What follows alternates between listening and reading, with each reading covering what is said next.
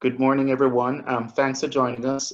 We have this morning Jared Rivers from Bates, and he'll be speaking with us about his campus, informing us about all the wonderful things that will be attracting our wonderful students.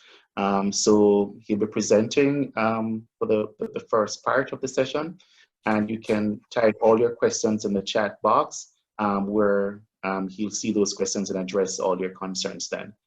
Jared, I'm turning it over to you. Perfect. So good morning and welcome to the Bates Information Session. Thank you so much for being here. Again, my name is Jared Rivers. I am one of 3 senior associate deans in the admission office at Bates College. I'm also the director for diversity enrollment. I have been in the field of admissions for the past 19 years. In that time, I've worked for 4 different institutions. I've been with Bates for the past 7 years, so I should be able to address any questions or concerns, certainly as it relates to the college and our application process.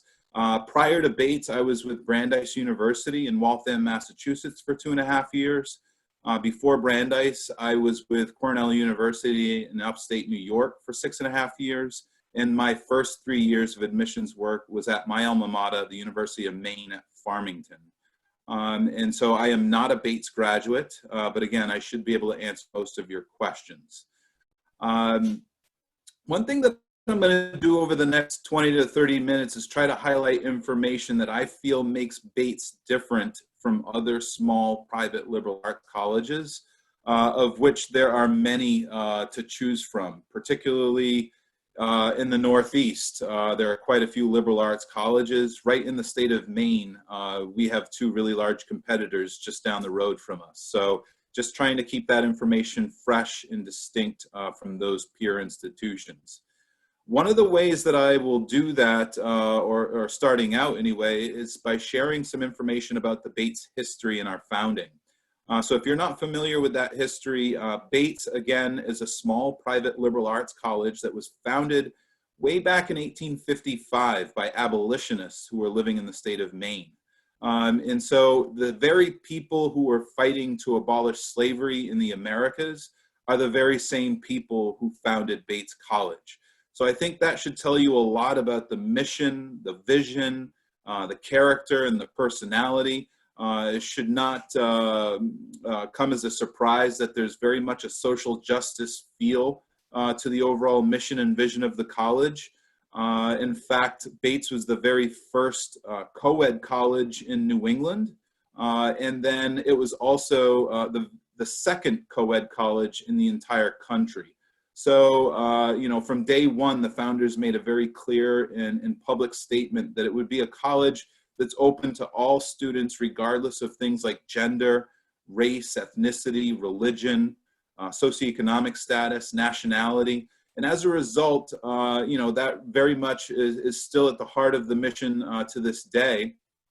And as a result, again, we have about 26% of our students who self-identify as students of color. Another 14% of our students self-identify as first generation to college, meaning neither of their parents completed a 4-year bachelor degree program. These students come from all 50 states and about 60 different countries from around the world. So it's a very, very diverse campus. We have about 1,800 undergraduate students total, no graduate students at Bates, so the focus is on undergraduate education. 95% of them live on Bates campus for all 4 years, something that the college guarantees. And so that makes it very tight-knit, And I think it also would tell you a wonderful residential campus experience. If it wasn't a wonderful percentage to be much lower than 95% for all 4 years. The college does a lot to try and foster that sense of community. We have an outdoor orientation program where 1% of our students participate. When you think of Maine and New England states, you think of the outdoors.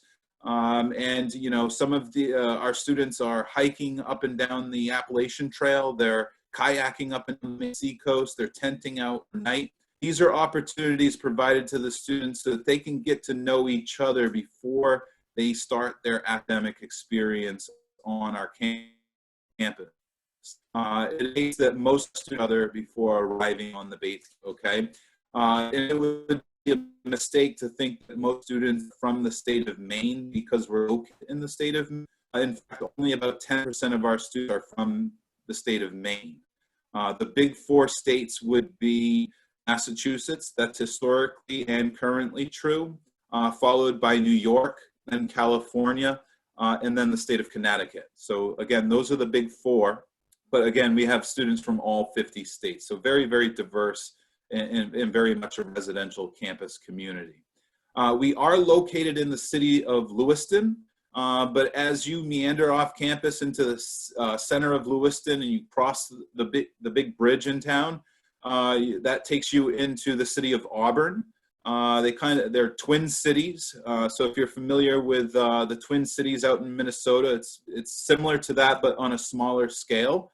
They actually call us LA, Lewiston and Auburn for short.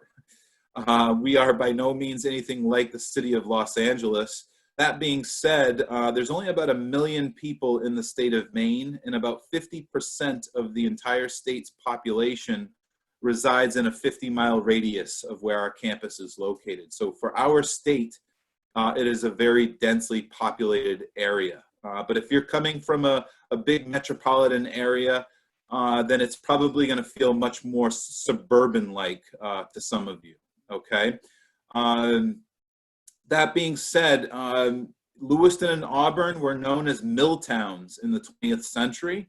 It attracted, we had a lot of textile mills, a lot of shoe mills, things of that sort. It attracted a lot of migrant workers, as they were called in the 20th century, from places like Canada and Quebec. And so historically, we've had a pretty large French-Canadian population residing throughout Lewiston and Auburn. But over the past 10 years, we've gone through a rebirth. We're no longer the mill town that we were in the 20th century. And with that rebirth, we've seen new immigrants coming into Lewiston and Auburn, largely coming from places like Somalia and parts of the Sudan and other parts of Africa. You know, definitely changing some of the immediate demographics of that area. And so, you know, it's made Lewiston and Auburn much more like a microcosm of a much larger U.S. city. If you're walking down Lisbon Street in Lewiston, you could hear 3 or 4 different languages being spoken at any given moment. So that's a little bit about our history. That's a little bit about our area. I certainly think it's fair to think of Lewiston and Auburn as a big outdoor classroom in many respects. It's important to understand that 50% of the courses offered at Bates have community-based learning components built into them.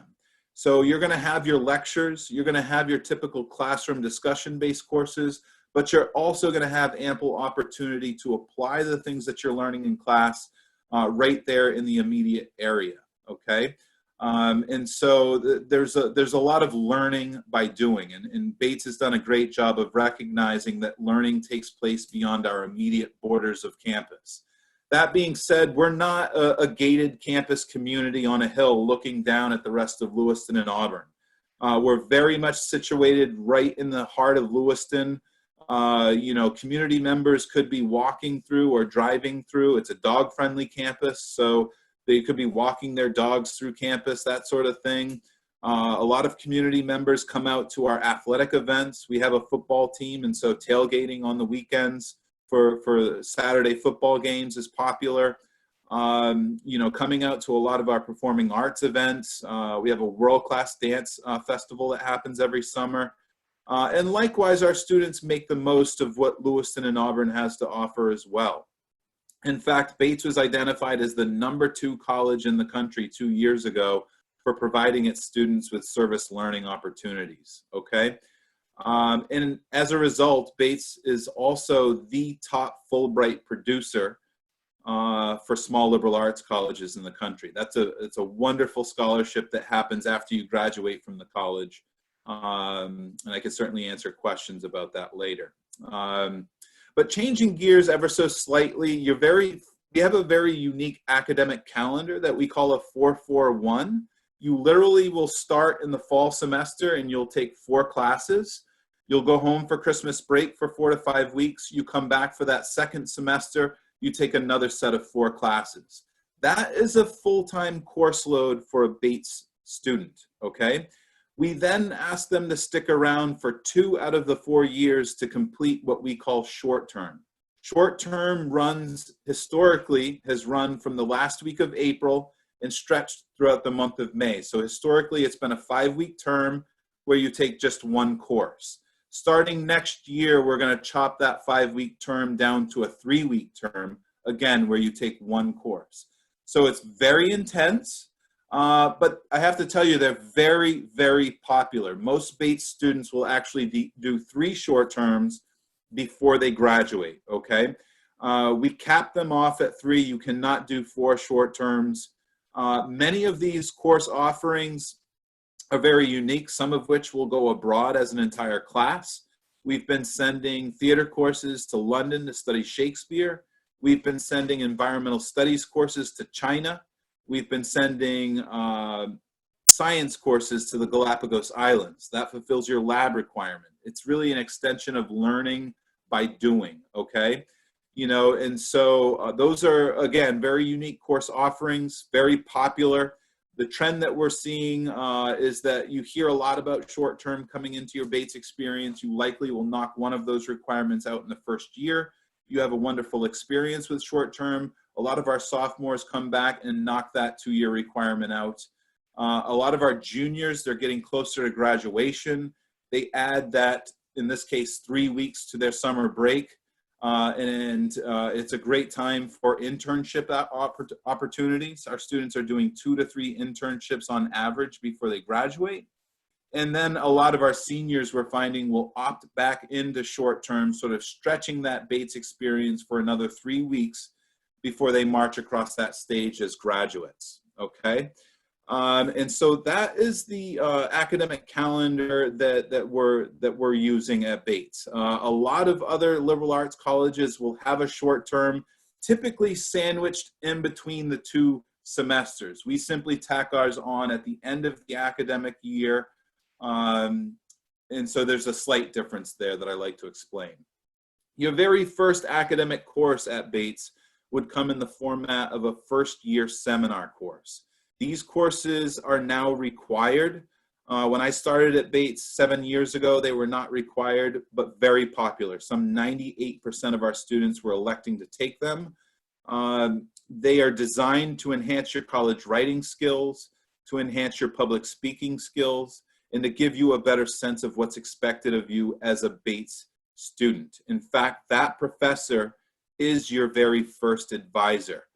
We feel they can advise you a bit better because they've had you in the classroom for a semester, and they can advise you based on the context of that classroom experience, as opposed to matching you up with someone whom you've never worked with before, okay? Once you declare a major, which doesn't have to happen until the end of your sophomore year, we will provide you with a second layer of advising, someone from that academic department that you're majoring in, okay? And then the third and final layer of advising comes in with your last academic experience at the college. In your senior year, you are required to complete a senior thesis project within your major in order to graduate. There's only a handful of colleges left in the country that require their students to do a senior thesis project in order to graduate. Now, you'll be happy to know that we have very high graduation rates. It's somewhere in that 90% range.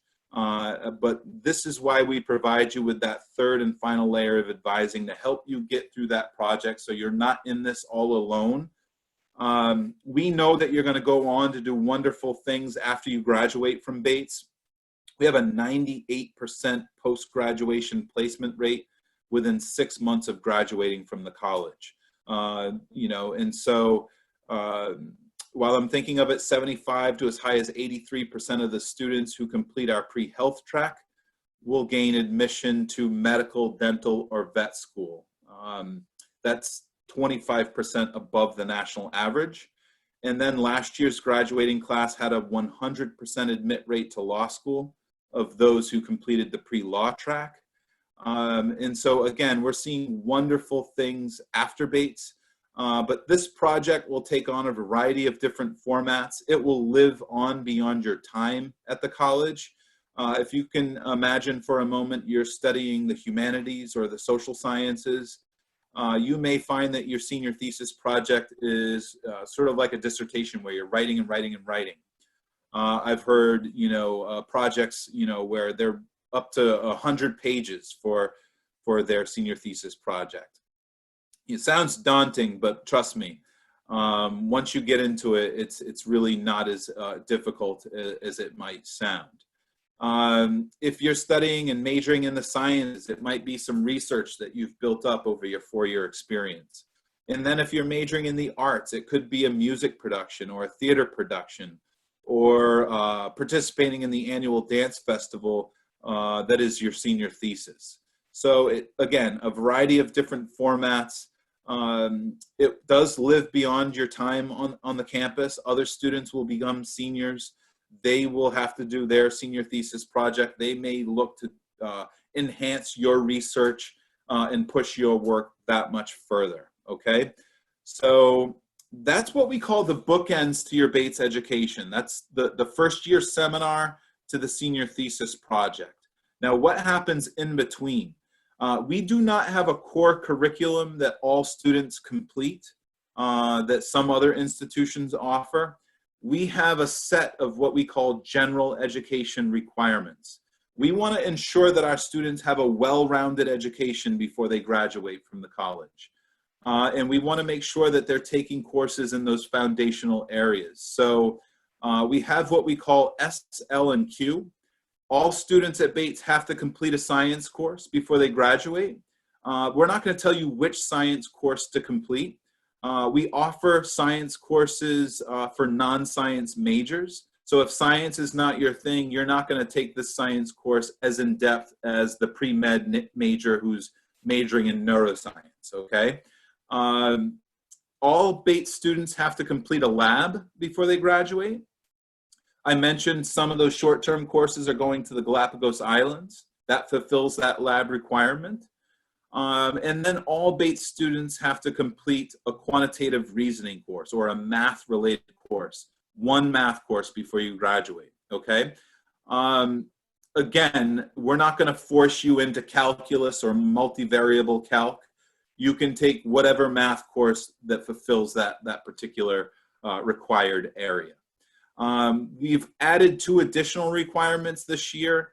We want our students to complete a social science requirement before they graduate and 1 creative arts requirement before they graduate. So it's those 5 courses coupled with the first year seminar course that I mentioned earlier, as well as the senior thesis project. And those are the general education requirements that all of our students have to complete, okay? You only have to complete that set once. You don't have to do that set of courses for every major or every academic program that you pursue. So definitely keep that in mind. Now, we also have a policy that is called 1+1. We have 36 majors. We have nearly 30 different minors in nearly 100 different concentrations. Let me explain. The 36 majors are typically 10 to 12 courses you'd be required to complete the major. Most of our minors are clusters of 6 courses, and then our concentrations are clusters of 4 courses. Concentrations can lead to minors or multiple minors. Minors can lead to multiple majors. It's important to understand that we don't admit to our academic programs, but rather we admit you to Bates College. Once you're an admitted student, you can go in any direction you would like with any of those academic programs. So there's no additional hoops to jump through to study majors that are more popular than others, which, by the way, the top 5 most popular majors on our campus would be economics, mathematics, psychology, politics, and environmental studies.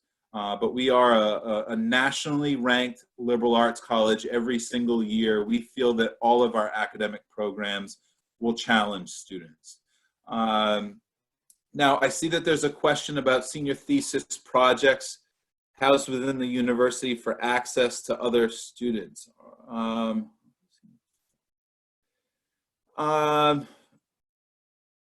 Basics, transfer credits, AP and IB. Yes, we definitely accept credits for AP and IB courses. Typically, you'd be required to have a score of a 4 or a 5 to receive AP credit, or a 6 or a 7 to receive IB credit. We cap that credit off at 15 credits. So that's about 1 semester of work. You know, if you're thinking about being on a pre-med track or law school or something like that, a lot of times those professional and graduate schools want to see that you've taken a lot of your coursework at the college and not too much through AP and IB. But ultimately, those are decisions that you hash out with your advisor. And again, we cap it at 15 credits, okay? So we love to see when students are taking AP, IB, or honors courses. So academic rigor is wonderful for Bates. In terms of those senior thesis projects, that's not in addition to the 4 courses that you're taking every semester. That is one of the 4 courses that you would be taking in your senior year, your senior thesis project. You know, most of them would be happening locally, but it's entirely possible that you could have a senior thesis project that is off campus, maybe even, you know, somewhat abroad, depending on what it is that you're studying.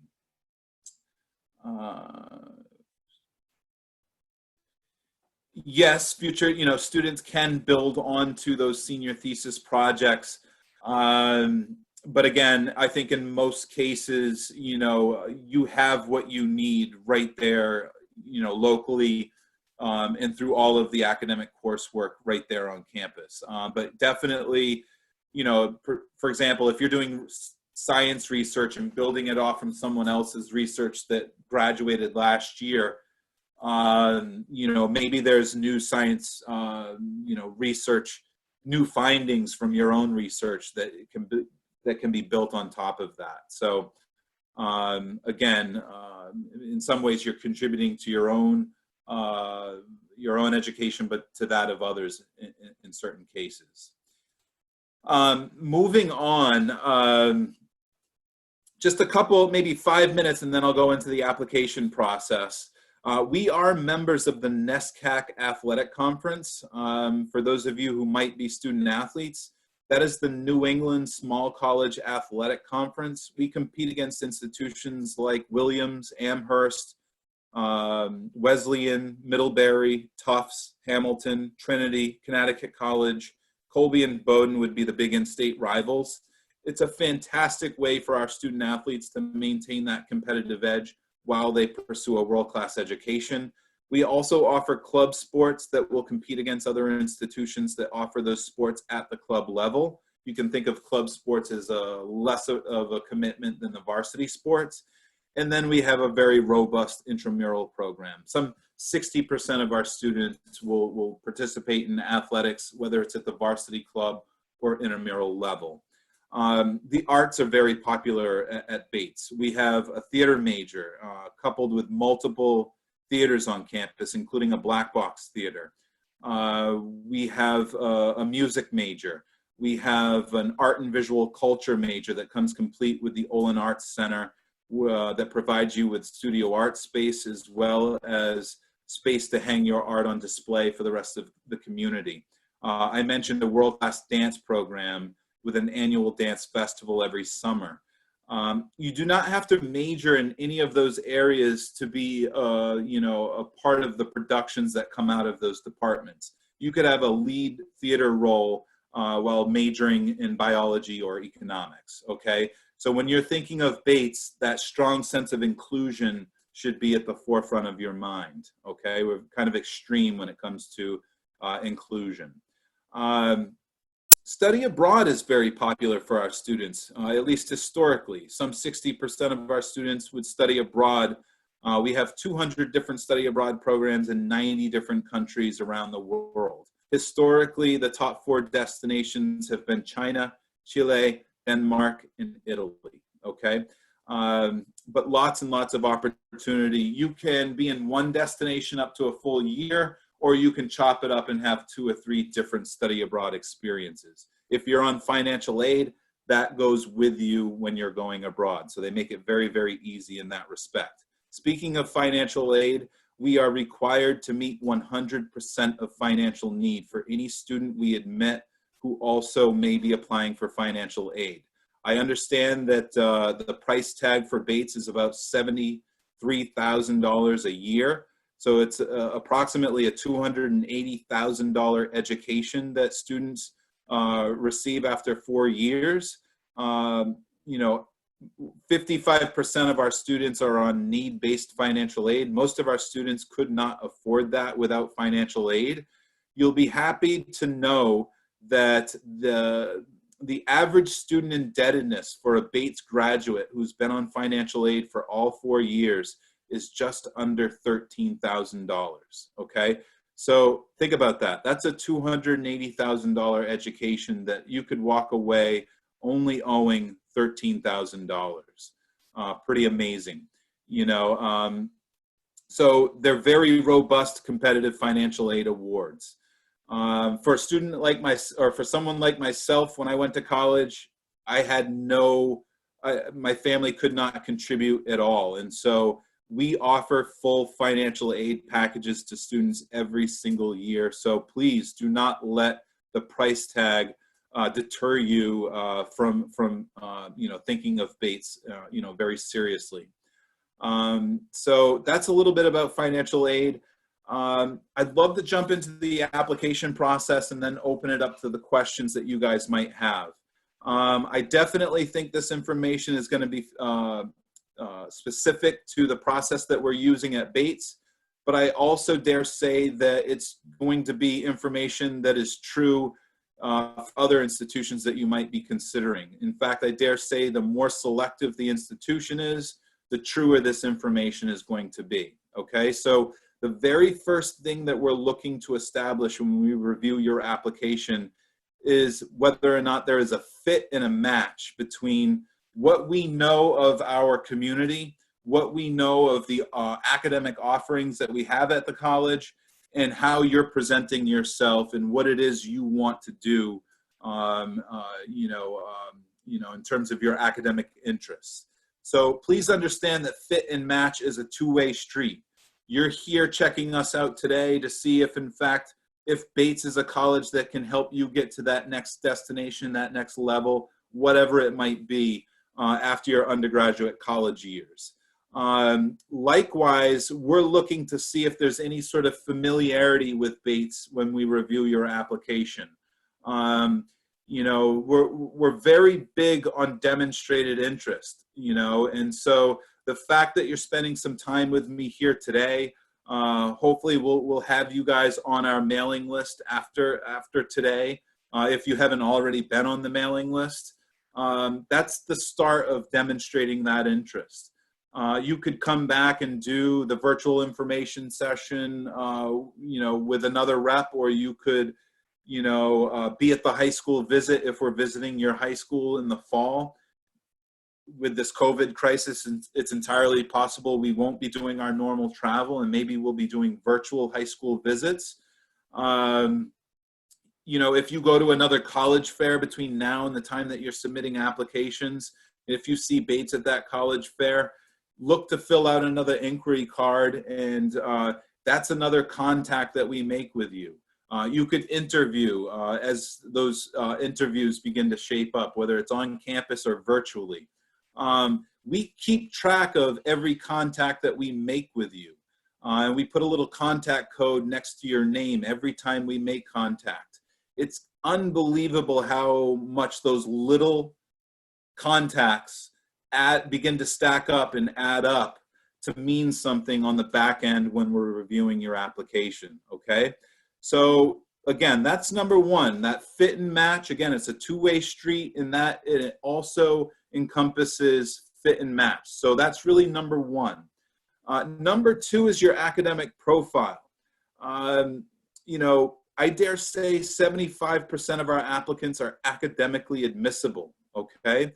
How do you bubble up out of such a competitive pool of applicants?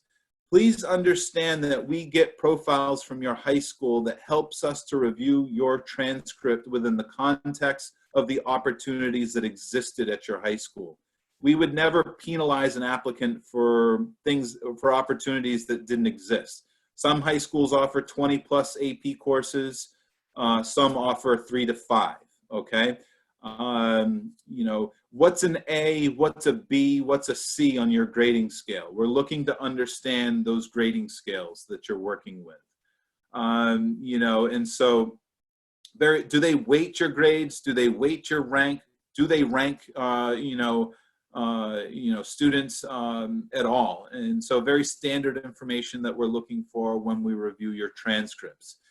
If you're looking to strengthen your academic profile, look to take more challenging courses. That sort of demonstrates that love of learning, and steer away from senioritis, if you know what that is, okay? We're always going to get, you know, some sort of progress report or maybe first quarter grades or first semester grades in your senior year, before we make any final decisions, you know. And so, you know, we want to see that you've still, that momentum is carrying through your senior year. So, you know, make sure you're performing, you're doing your best work, you know, early in your senior year. That really does matter, okay? So that's number two. Number three, you'll be happy to know that Bates has been a completely test optional college for the past 30 years. We were one of the first in the country to go completely test optional.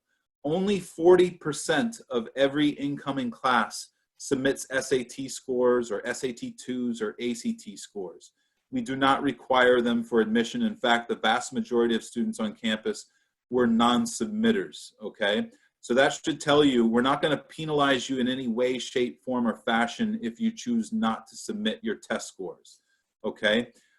We are big believers that what you've done in the classroom over 3+ years is really a far better predictor as to how you'll perform as a student on our campus, rather than basing that information on testing, okay?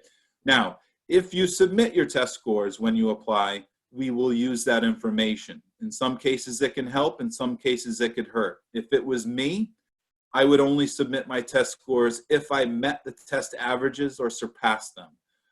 The averages for our college would be a 700 in each section of the SAT and a 32 on the ACT, okay?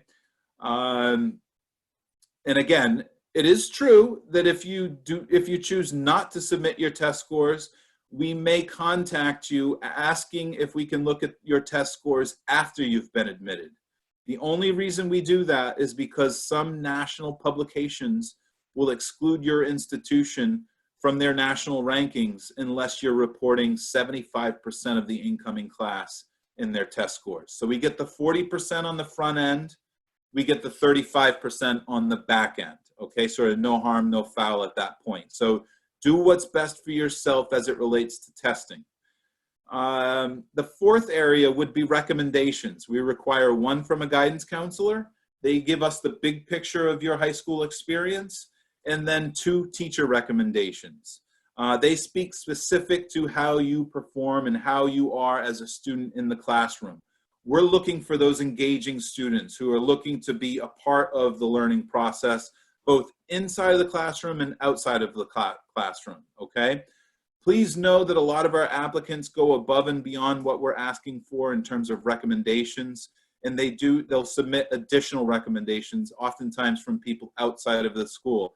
Sometimes folks working with community-based organizations, we love that sort of thing. So feel free to submit additional recs if you feel it would help. And then the fifth area would be, what are you doing with your free time, whether that's in the summer or after school? That's going to be something different for every student. Every student has different responsibilities. Some have younger siblings that they look after that prevents them from taking part in different school clubs and organizations. So it's very much read in the context of your personal experience.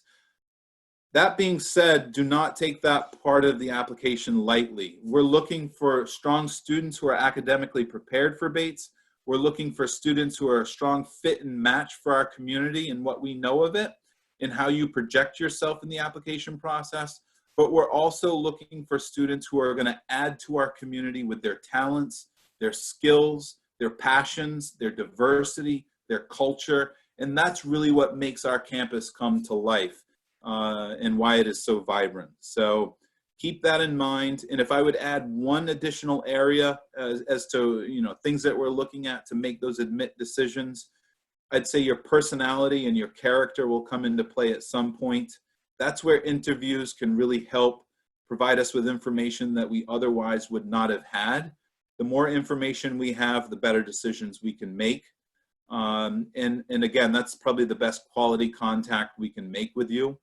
So you're also sending signals back to the admission committee telling us that you're really interested. So keep that in mind. That's typically what I share. That's how we're making our decisions. How can I help? What did I miss? What would you like to know more about? I do understand that's a lot of information in a short amount of time. I'll share two other things really briefly. We have grown the Bates applicant pool by 52% in just the past 2 years. 2 years ago, we had a 45% increase in applications. We didn't do anything magical. We simply removed one required essay. Imagine that, one less essay and a 45% increase in applications. So we made it a little bit easier in that respect. And then last year, we saw another additional 7% increase in applications. So that's the 52% in 2 years. This current year, we fell back by 4%.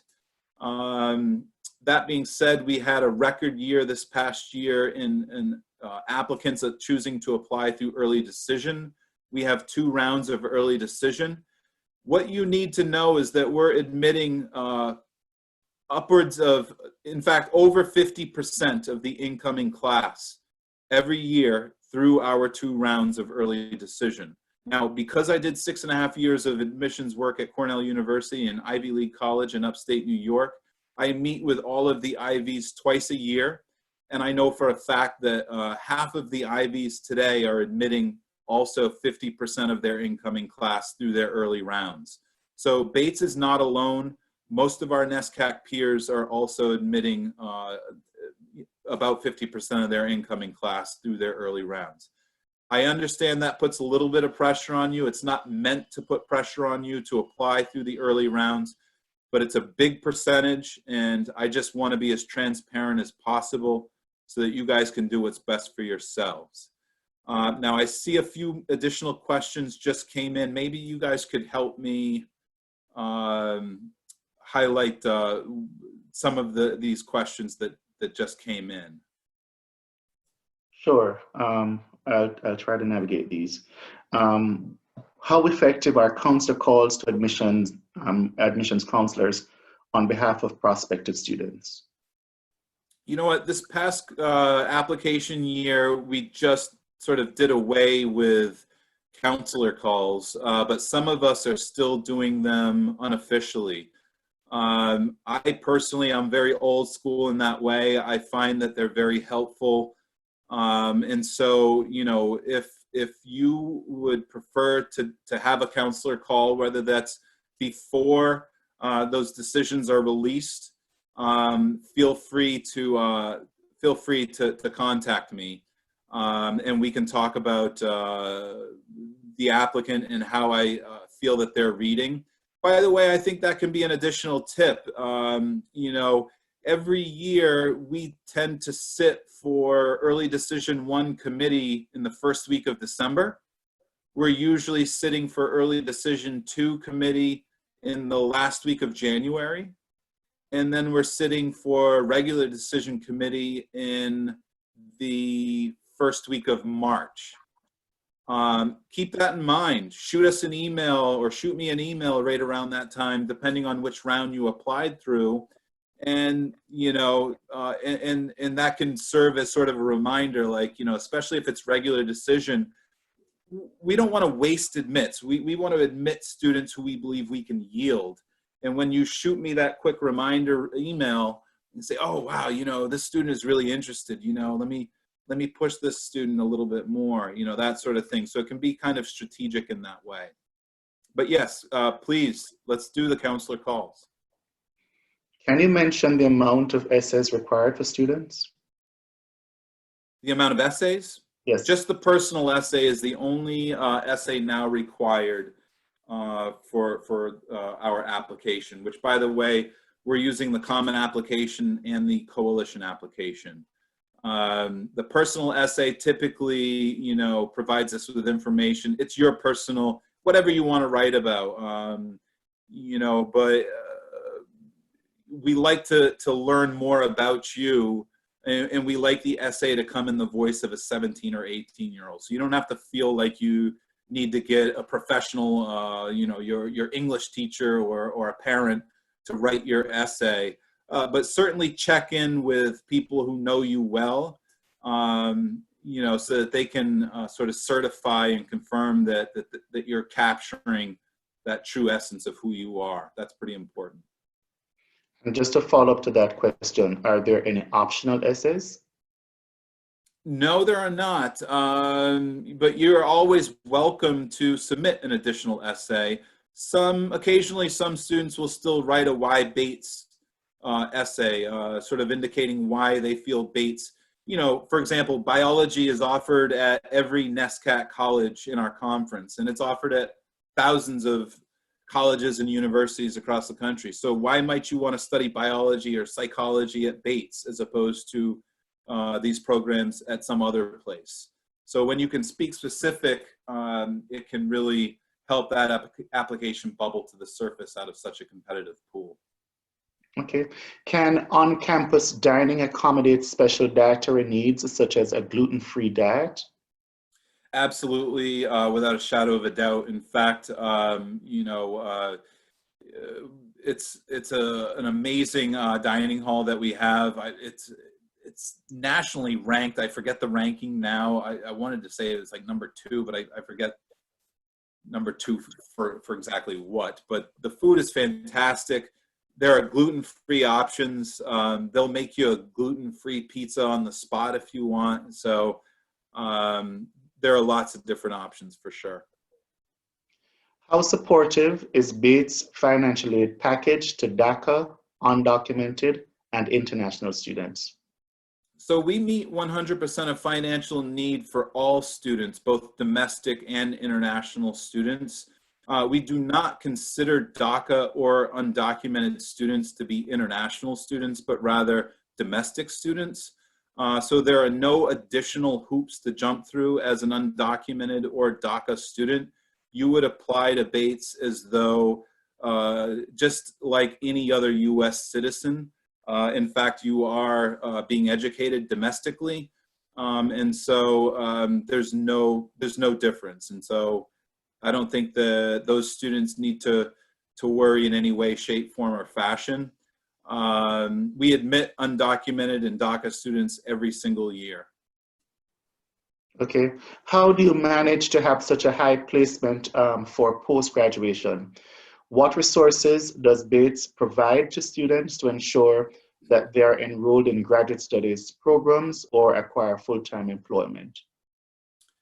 I think it's multiple things. I think in part it speaks to the personalized education that our students receive from a world-class faculty that is focused on undergraduate education and preparing those students for the next level. It's not like part of their focus is on graduate students.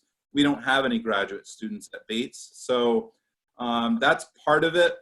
I think it's also, the other part is the types of students that we generate interest from. I think again, so many of them are academically admissible. So many of them have demonstrated that love of learning and have really challenged themselves with a lot of, rigorous coursework. And so they're highly motivated students. And I think a lot of employers, a lot of graduate and professional schools know Bates. They know the types of students that we're producing from that personalized education. And so it's a combination of those things that lead to that 98% post-graduation placement rate, which, by the way, that breaks down into 3 different areas. A third of that 98% are jumping into full-time employment. Another third are jumping into graduate and professional school. And then the final third are involved with things like the Fulbright program that I mentioned earlier. And they're traveling around the world, in some cases doing research. Mm. Okay. What resources are on campus to support students who may be experiencing mental health challenges during their tenure? Sure. And so there is the Bates Health Clinic on campus that we have health professionals there staffed 24/7. In fact, they beefed those services up over the past few years. The services on campus are also connected to 2 hospitals in the local area. And so there are those backup resources as well. Those 2 local hospitals are within walk-in distance to campus. We provide tutors for any academic course that we offer on campus. There is the writing center and the math clinic as well, which are typically staffed by upper class students as well as faculty. And so I mentioned the 3 layers of advising that you would have. So you're really provided with a ton of academic support throughout your 4-year experience. We also have the Office of Intercultural Education that works very closely with not only students of color, but first generation of college students, which really could come from any ethnic background. There's lots of different programs, provided to help those first gen students have a better sense of what is coming down the pike in this 4-year undergraduate experience.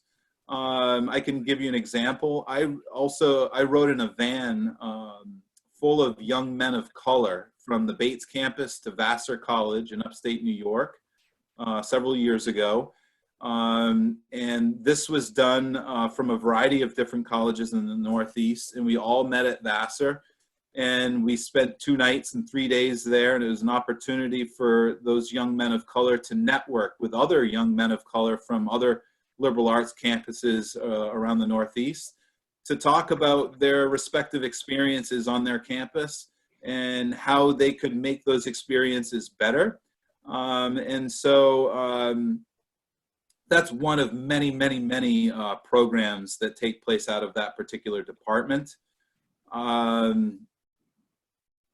I didn't mention, but we also have the Bates College Career Development Office that would work closely not only to help you develop your interviewing skills, but helping you develop your resume and writing cover letters, helping you find the 2 to 3 internships on average that our students receive before graduating.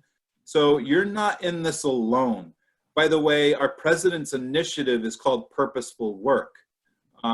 It's not enough to know that we have a 98% post-graduation placement rate. Getting a job is not what we're trying to do with our graduates. Not just any job will do. We're trying to help our graduates find jobs that provide that purpose and meaning in their life. To be honest with you, this job does exactly that for me. I'm spending an hour with you guys here today. Even if you don't end up choosing Bates in the end, that I have played some small role in this process. This is a huge decision that you guys will eventually make, where you're going to college. That I can play some small role, that provides a tremendous amount of meaning and purpose in my life, which is why I've been in this field for almost 20 years. And so that's the kind of thing that we're aiming to do with our graduates. Thank you. And being that Bates was firmly rooted in the mission of social justice, do you mind sharing about an example of how students have impacted the college or the surrounding community through social justice? No question at all. The first thing that comes to mind is probably our most famous graduate, who's a gentleman who went by the name of Benjamin E. Mays. Maybe you've heard of him. He was a mentor for Martin Luther King Jr. I always think to myself, how does one become a mentor for a guy like Martin Luther King Jr.? That's amazing, right? I mean, well, he chose to attend Bates College in the 1920s, when there probably was not a tremendous amount of diversity at that time. And I'm absolutely certain that it was probably a very challenging thing for him to do, to leave, I believe his home state was Georgia, to come all the way to the state of Maine at that time, but he did something different, something different. And I think he wanted to challenge himself. I think he felt like, gosh, if he could make it at a place like Bates and in a community like that, that he could make it anywhere. And then he later became a dean at the college that Martin Luther King attended, and became a mentor for him. And so that's what comes to mind right off the top. And so, yeah,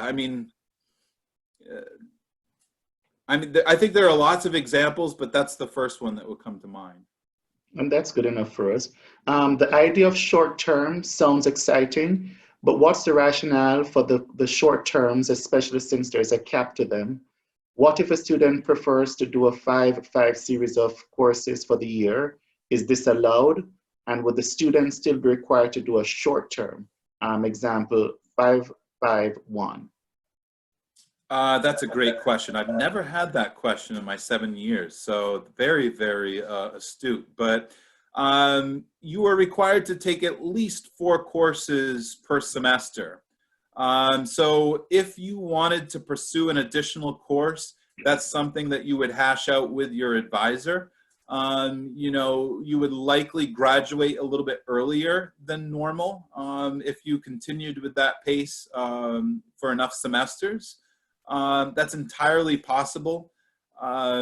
It may be that you would still graduate in 4 years and that you would complete multiple majors and maybe multiple minors because you're taking additional coursework each semester. We're not in the business of limiting how many programs you pursue in your time as a Bates student. That being said, we want you to have the 1+1, so maybe 1 major and 1 minor, or 1 major and 1 concentration. So clearly you're able to study in a variety of different areas. You have a tremendous amount of freedom and flexibility as a Bates student, and you're not bogged down by a heavy core curriculum. So you have the ability to take those courses and to shape your own academic pathway at Bates. So the answer to that question is yes and no. You would still be required to do short-term 2 out of the 4 years. And I think, to be honest with you, knowing how popular short-term is, you would not want to miss out on that experience. It's only 2 out of the 4. There are so many unique course offerings. They're not all going abroad. Some of them are on campus. Keep in mind, a good portion of our students are gone for the summer break at that point, so they tend to be very small and even more personalized than the normal average class size, which is 20 students. By the way, a 10-to-1 student to faculty ratio. Oh, nice. So that's all the questions I'm seeing here. So I'm going to just give make one last request and turn it over to you, Jared, for your closing remarks. We're asking all participants in the information session if you would please follow the link that's in the chat box and fill out our survey for a chance to win $20. What we do is we just collect information about the session so we can continue to improve the services that we offer to our students here. We are also asking you, Jared, just after the students depart the conversation, if you just stay back just for 1 minute with us. Yes, absolutely. Yep. And I'm just saying I'm turning everything over to you right now for closing remarks. Okay, and I just posted the You Visit virtual tour And now I'm posting my contact information as well as my colleagues. You know, because we do break the US and the world up by regions and regional reps. But feel free to use me as your personal contact, whatever works best for you. What I would tell you is that I understand that we're in the midst of this COVID crisis, and it's very sort of, you know, this is a stressful process for people without this crisis. So I do sympathize in that way. Hopefully we'll all get through this, and we'll be back to some level of normalcy soon.